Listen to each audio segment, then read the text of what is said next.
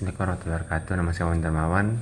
Kali ini saya akan mempresentasikan tugas saya yang berjudul Situational Crisis of Communication.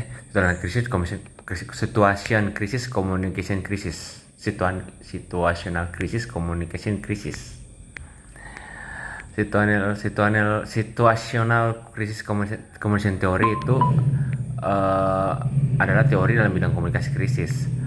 Hal ini menunjukkan bahwa manajer krisis harus menyesuaikan respon krisis strategis dengan tingkat tanggung jawab krisis dan ancaman reputasi yang ditimbulkan oleh suatu krisis.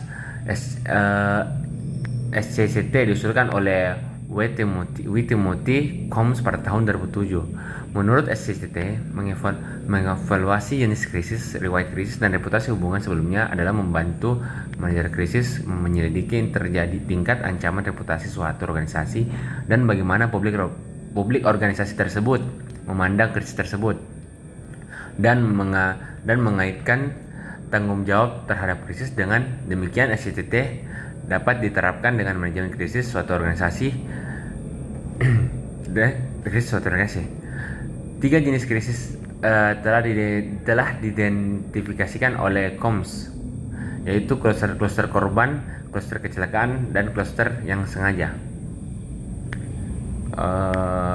Saya akan membawa satu contoh kasus yang dimana itu pada akun Ditjen Pajak Republik Indonesia melihat kasus hedonisme salah satu keluarga oknum pegawai pajak sebanyak 86% sebagai accidental krisis. 20% DJP melihat kasus ini sebagai intentional krisis karena kasus ini terjadi karena kesalahan oknum pegawai pajak menjadi teladan yang baik kepada masyarakat.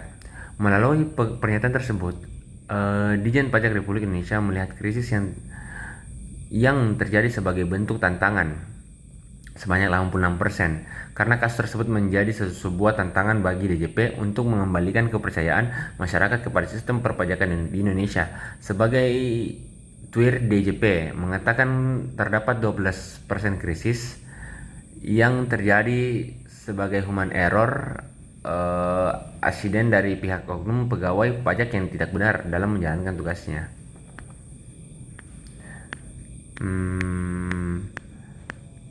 Pembahasan kasus, aktivitas tweet sebelum melakukan pembahasan kasus, dari 16 Twitter netizen melihat kasus tersebut sebagai accidental krisis sebanyak 84,6% dan 11,4% melihat kasus ini sebagai intentional krisis yang terdiri dari beberapa faktor Twitter sebagai tipe krisis challenge dan human error accident. Selengkapnya dari beberapa tweet netizen yang berisikan pernyataan tentang sistem perpajakan dilihat sebagai tipe krisis challenge 84,6%, sedangkan human error accident sebanyak 11,4%. Dilihat dari tweet netizen yang merasa bahwa kesalahan pegawai pajak sebagai sumber dari krisis yang terjadi. Aktivitas tweet periode 21 Februari sampai 1 Maret dalam pembahasan kasus tersebut. 2023, Ditjen Pajak Republik Indonesia menangani krisis perilaku pelanggaran integrasi yang mendapatkan respon langsung dari publik melalui kasus tersebut. Perilaku keluarga oknum pegawai pajak mulai terbongkar dan menjadi perbincangan warga Twitter. Pada tanggal 21 Februari 2023, pada tanggal 22 Februari 2023, di DJ PRI melakukan tindakan sikap atas perilaku kasus kekerasan tersebut dan beberapa pengambilannya sikap dengan menyelidiki kekayaan oknum pegawai pajak.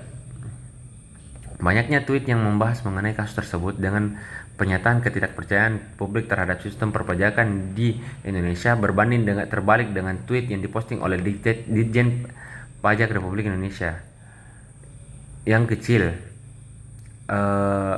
Manajemen krisis termasuk komunikasi yang lazimnya menjadi tanggung jawab dari public relation saat krisis terjadi.